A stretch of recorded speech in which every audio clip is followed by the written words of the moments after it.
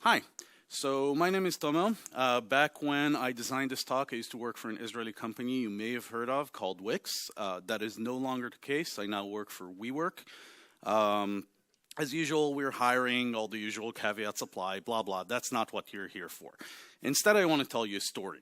And it's the story of a product we built at Wix called Wix ADI. So naturally, having a product with that name, it matches in a very common name in Israel, which is Adi. So I want to tell you the story of Adi. This is Adi. Adi has a dream. Adi is a huge football fanatic, and his dream is to provide a product for each of his friends where they can all get together and each one of them can set up their own website for their favorite football team or soccer, depending on which country you're from, which is called Beitar Jerusalem. All of that doesn't matter. What does matter is that Adi is a software engineer and a pretty fashionable one at that. So Adi likes to go to conferences. He likes to read blog posts. And one of the things he came across is event sourcing. Now, as you might know, coming to GeeCON or to any of the other conferences, everyone says event sourcing is the shit. In fact, unless I'm mistaken, the previous talk in this very room 5 minutes ago was about event sourcing. So obviously it's trending. Adi agrees. You know, he has heard a number of talks. He's very, very happy with the notion. So he decides to build a system based on event sourcing and CQRS and designs an event model. Now, the system in question, the product in question, is a website builder. So the entity that we care about is a website. Now, if you consider the life cycle of a website, it basically consists of these events. Right? A site can be created, it can be modified as you add stuff to it while using the product, the editor. It can be published. So once you're happy with the state of the site, you want to, click on a publish button and have your site actually manifest itself in the internet so that your friends can come and see how cool your fan site is and everyone is happily whatever ever after. Although users tend to be, how shall we put this delicately, a little bit stupid, and they do stupid things. For instance, they might delete whole pages, or they might completely screw up the layout of their site, in which case they will pick up the phone, call tech support, and go, oh my God, I just ruined my whole website, please help me. So we want to have this restored event where a site is basically restored to an earlier version. And then a site might be archived or soft deleted, as we might say, because it has run its course, right? Maybe the football team closed down. Maybe Adi finally decided that Beitar Yerushalayim is not the right football team for him and decided to shut down the site. This is the whole life cycle. These are all the different important events in a site's entire existence. Now, if we have an event model, we need to somehow implement that in software. So Adi, being a fashionable guy, uses MySQL or Postgres or your favorite RDBMS system and implements the event model in a database table. So we have the site ID, which is the entity ID. We have our timestamp, which is the version or the event order. We have the event type, and we have some sort of payload. Now, the payload depends on the event. It might be the delta for a modification event. It might be some metadata, whatever. Okay, this is just rudimentary stuff. We have an event model. We have a way of publishing events into a database. And then we are totally screwed because weird stuff starts happening on Adi's production system. There are event streams, and suddenly these event streams exhibit events coming out of order, or conflicting events, or impossible states. Now, at this point, I would like to pause for a second and ask you, have you ever, raise your hands if you have, had this experience in your adult commercial software engineering life where you had a system, a production system, you had a support ticket or some notification of a bug, you look in the database, and 5 minutes later you go like, what the hell is going on? This cannot have happened. Right? Have you had this experience? I see maybe 5 hands not up in the air. So with that little introduction, this is how shit works, time. Now, as with anything, time has a definition. I want to take you to a dictionary.com definition. I'm not, you don't really have to read all of this. I'll read it for you. It's the system of those sequential relations that any event has to any other, as past, present, or future. Indefinite and continuous duration regarded, blah, blah, blah, blah. The things you want to focus on. Time is a system. It is indefinite and continuous in which events succeed one another. This is everything we need to figure out what time is in our software. Now, having a dictionary definition is all fine and dandy, but we are software engineers. We can't work with English. We need a model. We need something mathematical that we can work with in order to actually model time in our system. So, any representation of time in virtually any computer system that you will ever run into revolves around these 3 things: encoding, bootstrapping, and updating. We'll go over them in turn. Any representation of time typically has these 2 things. It has an epoch, which is the beginning of time, the most famous of which is the Unix epoch, which is January 1st, 1970 at midnight. And there's a certain time resolution. The resolution is what the computer perceives as an increment of time. Now, any point in time, what we call an instant, or we might call it an event. Instant in the Java space is more recognizable, so let's go with that. Is a point on the time continuum that maps to a particular tick, to a particular number. Okay, we have the beginning of time, we have the time resolution, we have a certain number of increments, and within that resolution, any instant that happens within that window of time, and the resolution for modern Unix machines is typically 100 nanoseconds. So within a 100 nanosecond window, any instant is considered to be mapped to that same instant. I hope that made sense, right? Fundamentally, though, if that did not make sense, it means that if you have these 2 events, event or instant A, instant B, events A and B, that happen within the same window of 100 nanoseconds, they're going to get the same timestamp. They're going to get the same value for time. And this means they're in conflict. So, we already begin to see some of the issues with managing time in a computer system. If you use timestamps for versioning, and you get 2 events that arrive within the same 100 nanosecond window, they're going to conflict. You're not going to be able to tell which one came first, right? And seeing as we live on an asynchronous network, there are various things that can delay an event coming in from your client to your server.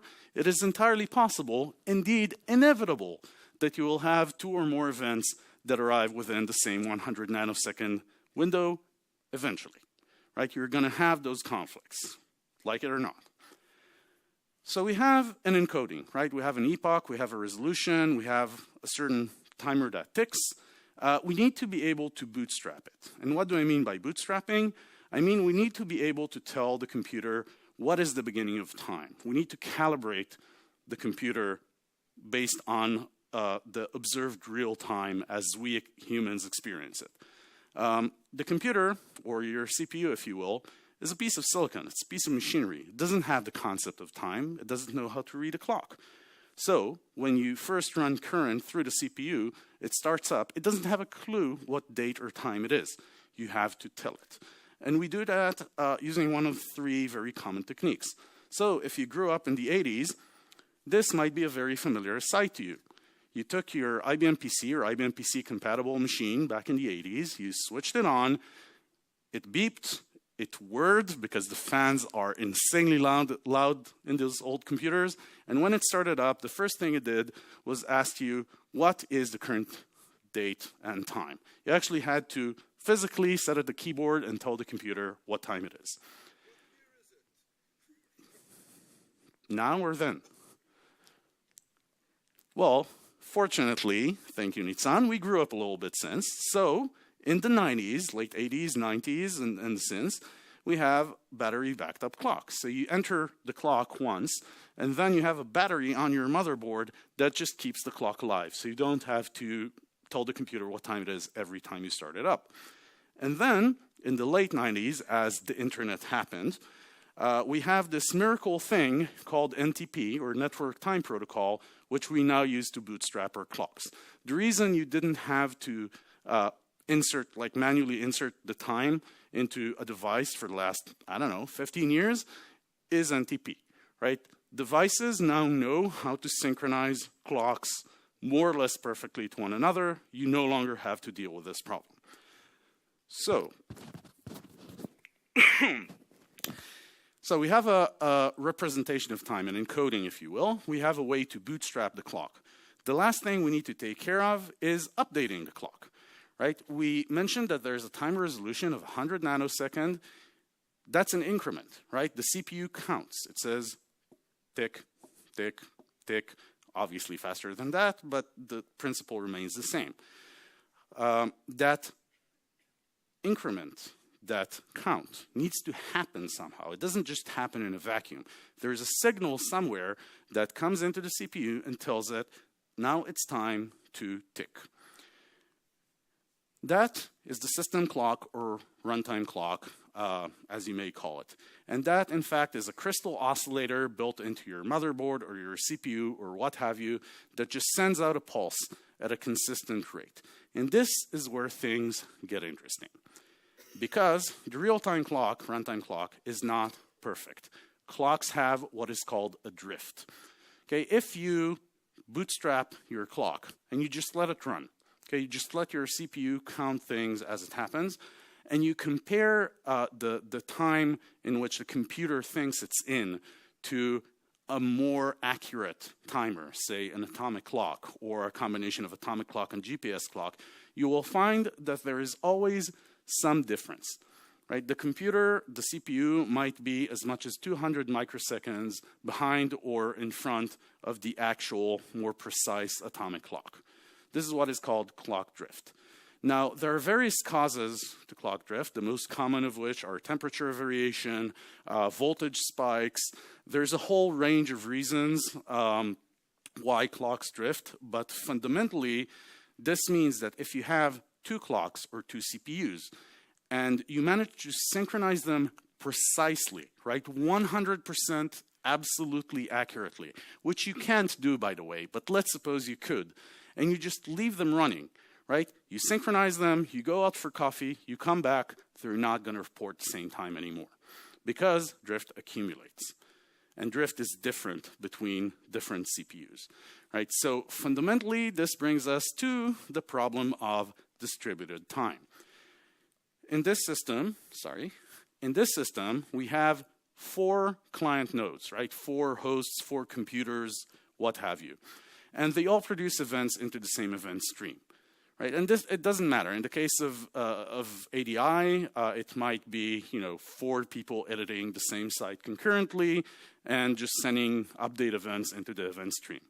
You have the obvious question, which is, for each event, what is the event time? Who generates that time? Which of these components on this very simplified diagram is responsible for actually taking an event and marking it down with a timestamp? Now, you have 3 obvious answers. Oh, thought I heard something. 3 obvious answers. Option 1, you use the clients as the time source. As each client produces events, they mark it down with their local timestamp from their local runtime clock. Now, the problem with that is, in order for the ordering of these events to be consistent, all of these clocks have to be absolutely synchronized. Otherwise, these events, and you'll notice that they're marked in order, 1, 2, 3, 4.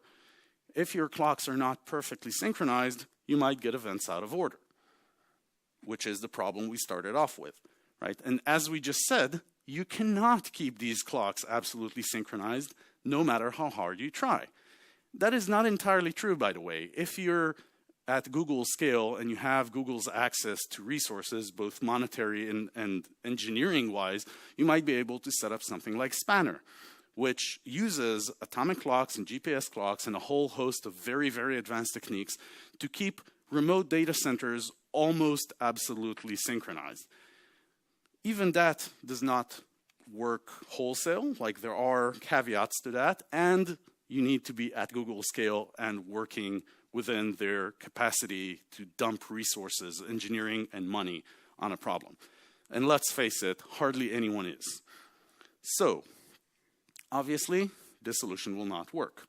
Option number 2, we could use NTP. As I mentioned before, the network time protocol is this wonderful piece of machinery that lets two computers synchronize their clocks. Or rather, it lets an authoritative clock publish itself so that other devices can bootstrap their own clocks based off of that.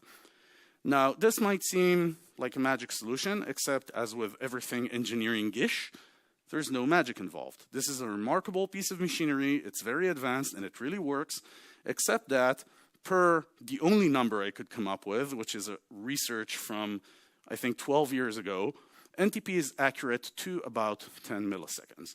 Now, let's, for the sake of argument, assume that things have improved since, and that NTP is accurate to 1 millisecond.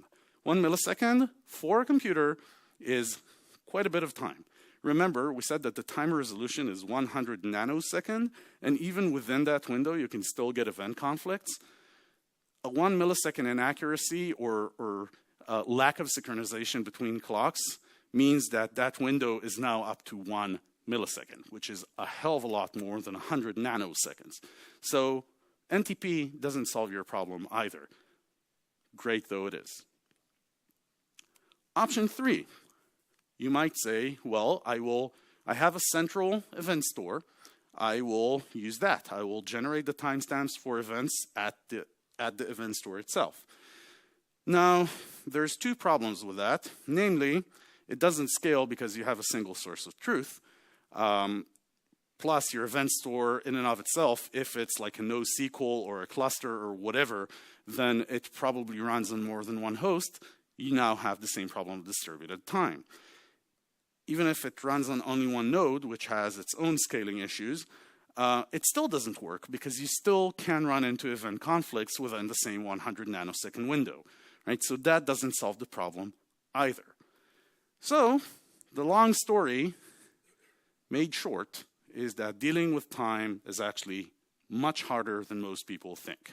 And no, I'm not going to go into time zones and leap seconds and all those things.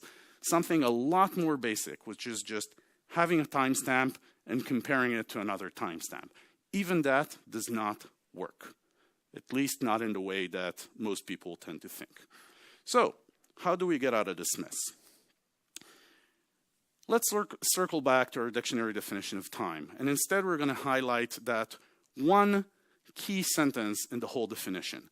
Remember, time is a system, indefinite and continuous, in which events succeed one another. In other words, the thing we're interested in is the order of events, which allows us to reframe the problem. Now, let's assume we have this event stream. 3 events, nothing interesting, right? We have the created event and 2 update events, or 1 update, 1 archive, it doesn't matter. When we read the events, we really don't care about the actual timestamp.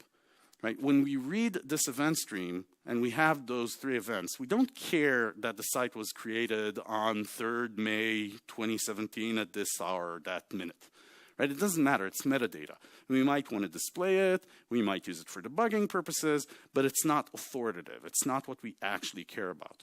In fact, the only thing we care about is the order in which these events happened. Right? We have an event stream. We need to make sure events happen in succession, one after the other, as with the dictionary definition of time. We don't care about anything else, just the order. And once we reframe the problem in those terms, we can actually start reasoning about it using things like causality. Given any 2 events, right? You have an event stream, you have however many events that have happened in that event stream. For any 2 events, they can only really have one of 2 types of relationships. The first relationship happens before, right? If a site has been created and then updated, by definition, the creation event has to have happened before the update event, right? It has to, because a site cannot be updated if it hadn't been created yet. The other type of relationship we can have is concurrent. If we have two events that have happened concurrently, we can't say that event A happened before event B or the other way around. There is no causal relationship between these two events. Neither one has caused the other. Neither one depends on the other having happened. There is no causal relationship between them. And these are the only two types of relationships we can have. Happens before or concurrent. So, let's recap. We started with a problem. We have a versioning scheme. So far we use timestamps. We've covered why timestamps cannot and will never work. We need a versioning scheme that respects causality so that we can never have events coming in out of order or conflicting. It has to be totally ordered so that, once again, we don't have any conflicts. It must not rely on the runtime clock because, as we've explained, that is a recipe for disaster. In fact, what we want is an attribute that you've probably run into before. It's called serializability. That is the property of our versioning scheme that we're interested in. And curiously, since we're building on top of a traditional RDBMS system, say MySQL, then we have an ACID-compliant database, which gives us the guarantee of serializability if we so choose. So in fact, we're very, very close to having a solution already. We just need to redefine the problem and make use of what tools we have. So, enough theory for now. Let's see how we can fix this broken system. And by the way, this whole thing is actually based on a true story, not specifically with this system, but I've had the mispleasure, if you will, of helping at least 3 separate teams fix this exact issue. It turns out that as event sourcing becomes more and more popular, this mistake becomes ever more popular as well. So hopefully with this talk I will have managed to make a dent and help people stop making this mistake. So how do we fix this problem? It turns out that it's actually remarkably simple in practice. We start with the schema. Right? We have our event model, and we have some way of encoding those events in a database. The first thing we got to do is we got to stop treating timestamp as an authoritative thing. This is not a version. This is not something we can rely on. It's just metadata. So we stop keying on it at all. Next, we add an explicit version. Having a number is very useful because if we say events happen in order, it is actually quite useful to know that event A happened is the 7th event and event B is the 8th event. What more natural way of expressing that than an integer? Now, in order to actually implement these, implement reads and writes on this type of schema, let's consider. We have a client, and a client sends commands to the server. And we have our MySQL, our canonical data store. Now, the first thing we need to know is what is the current version? Okay, for a given entity, for a given site in this case, what is its current version? Once we've read that, we can process the commands, generate the ensuing events from processing that command. Let's call them events v1 to vn, and we write them atomically. Now, when I say write atomically, usually that you would mentally translate that to mean in a transaction.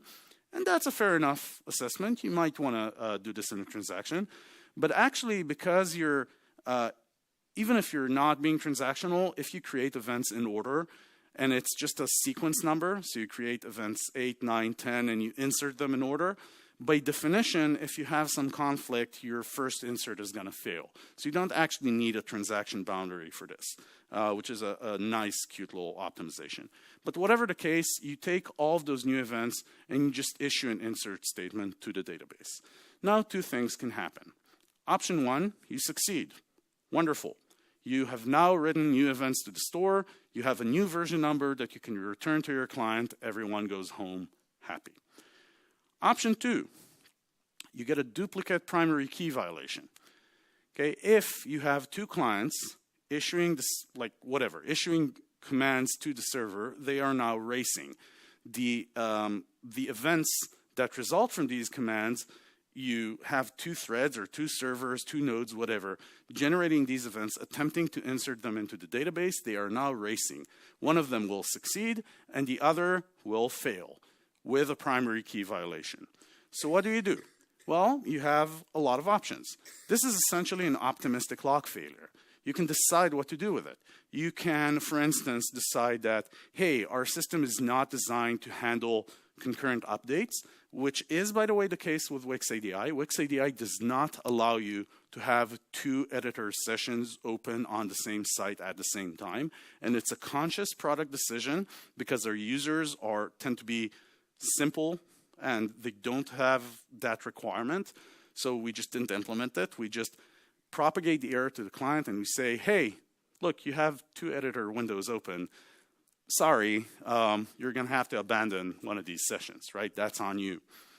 The other thing you can do is you can retry. So if your command is idempotent, for instance, if it's a delete command, there's nothing stopping you from retrying it over and over and over again until you succeed, which essentially implements a spin lock. The third option is if your domain allows it, you can actually read in the events that you've missed, merge them with the ensuing events from processing your commands, do some kind of smart merge, if you will, and then write the new events back to the store. Right? You can do that as well. Which option you choose depends on your particular domain. Once again, with Wix ADI, we just propagate these errors back to the client. And once we've done that, we have essentially succeeded in fixing the system because we now no longer use brittle timestamps for versioning. We use actual version numbers, and we have sane semantics for reads and writes. Now, because up until now this actually took considerably less time than I'd expected, I have a bonus section, which we'll get to in a minute. But before we do, please give a round of applause to our resident model, Kfir Bloch, who was my colleague at my previous company. And thank you. And before we move on to the bonus section, which will generalize this or at least give you some idea of how to do this if you don't have a single source of truth, like a single database that you can wire everything through, are there any questions? No? Oh, one. Thank you for the talk. I have one question. About the events which kind of depend on each other. I've forgotten the correct wording of them, but for example, when we create and then update, and if the event of update comes before the event of creation, how do you have any recipes how to kind of handle such event sequences? Thanks. So my question to you would be, how can you have an update event for a site that hasn't been created? Like, there's got to be some situation in which you actually get these events out of order. It has to make sense in your business domain. Okay, maybe my network is not so reliable, so there is a switch maybe which kind of overloaded, and the packages from my machine, from the client machine, they kind of got stuck there, and somehow they are out of order. I think I see what's going on here. I believe in this case you are conflating commands with events. Commands are wishes. Okay, I as a client command the server to create a site. I as a client command the server to apply this update. As a client, just issuing the site creation command is not sufficient. Like, it doesn't mean that the site had been created. I have to get some acknowledgement from the server with the new version number so that I know that the command resulted in the creation event. If I if I issue a create command and right after that, without waiting for acknowledgement, I issue a modify command, then there's nothing that guarantees that either command, actually executed. My question was based on on the previous slides before you actually introduced the solution with the version. So kind of. Okay, so your question is what can I do for existing event streams from the previously broken system? That is an entirely different question, and I apologize. Really, there's only two things you can do. The first thing is, if your knowledge of the business domain allows you to do that, you can run heuristics and say, okay, well, in all likelihood, the update happened after the creation, so reorder them. But those are all heuristics. Basically, you now have broken data. Fixing broken data, there is no general principle for how to do it. You can either throw it away or run heuristics that are specific to your business, and that's risky because those heuristics tend to have the unexpected outcome of actually creating even more defective data. Okay, now, this. Now let's say you don't use MySQL. Let's say you have a partition MySQL, or you have a cluster of things, or you don't even have a canonical data store. The question becomes, how do you still manage versioning in that system? I'm going to give you the first step in what is a very, very, very deep rabbit hole to go down. And that first step is using Lamport timestamps. Now, Eddie Lamport is a very well-known computer researcher. He's done some of the earliest and most seminal work on distributed systems starting in the late 70s and to my knowledge, progressing even to today. One of his earlier researches was around ordering of events in distributed systems, because that was a research problem back in the 70s. It was not a solved problem. Nowadays, it kind of is. Nowadays, we're just learning to apply research that's been done 25, 30 years ago. Lamport timestamps is an algorithm that provides partial ordering of events. This partial ordering thing matters, and we're going to circle back to it. It has the following advantages. It respects causality. So given two events that are causally related, the resulting timestamp or version number from using Lamport timestamps is going to respect that. It has very low overhead. It is very simple to implement. It does not rely on the runtime clock. Instead, it relies on the concept of a logical clock.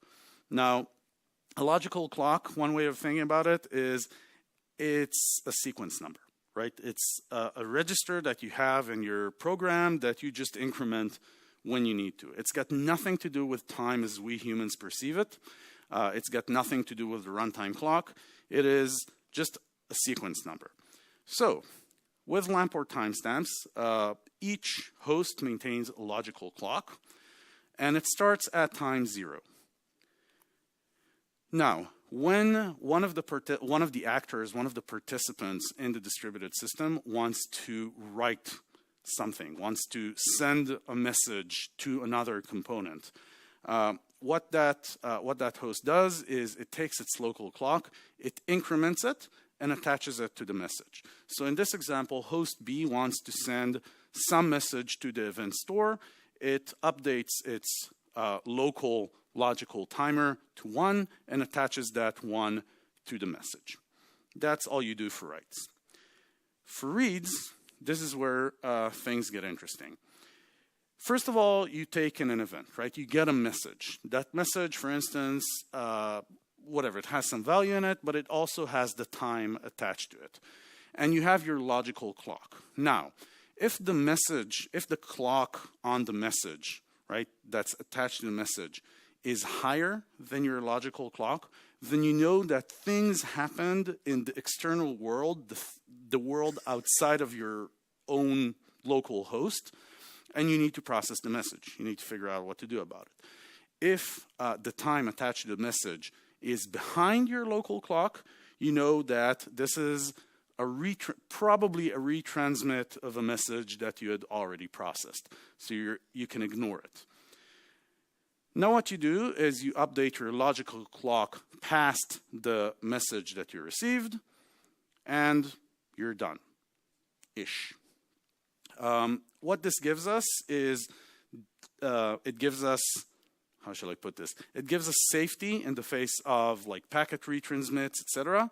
It gives us the ability to version events, but this is very partial versioning.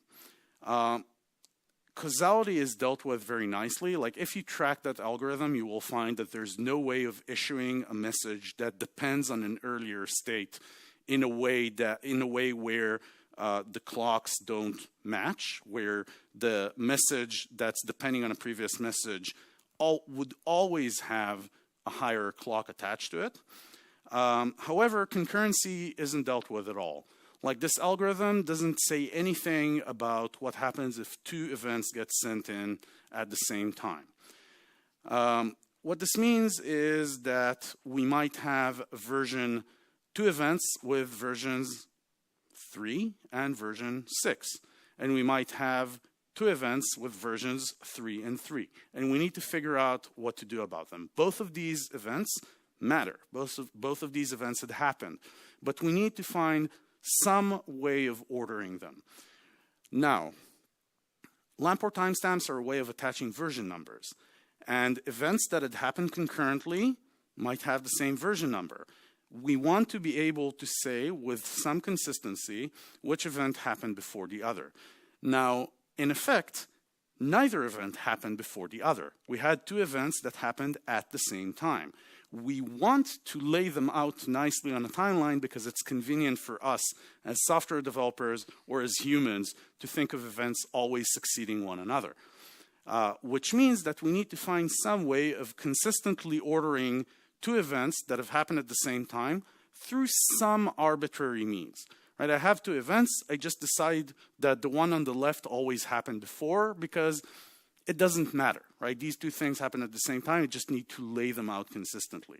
So what we want is total ordering that is stable, that is computable in the same way on every participating actor or node in the system.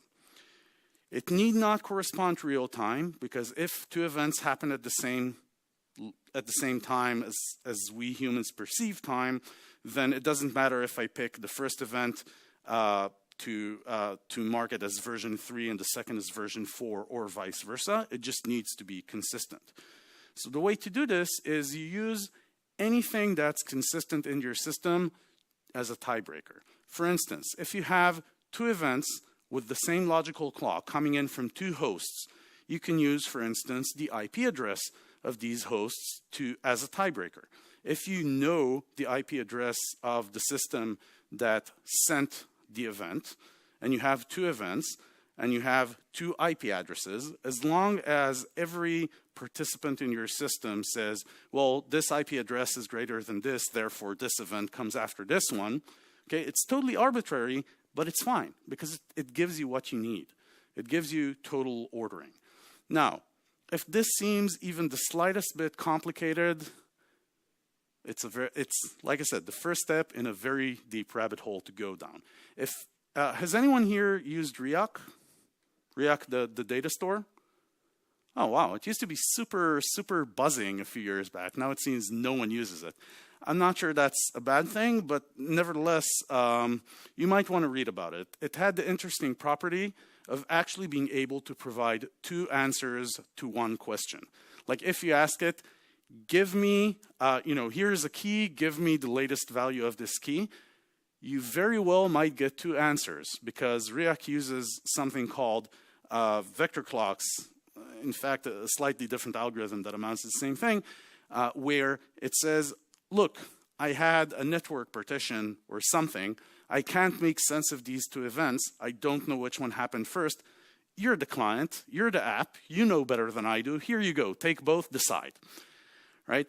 Distributed systems are gnarly that way. So as with everything, if you have the choice of building something based on a distributed data store or a simple, single node MySQL instance, you might want to pick the simpler option, because it means you don't have to consider all of these things. But whatever you do, don't use timestamps for versioning. And with that, I am done. If there are any questions, I'd be happy to take them. Are there any? Nope, looks like we're done. Thank you very much for your time. Enjoy the rest of the conference. Cheers.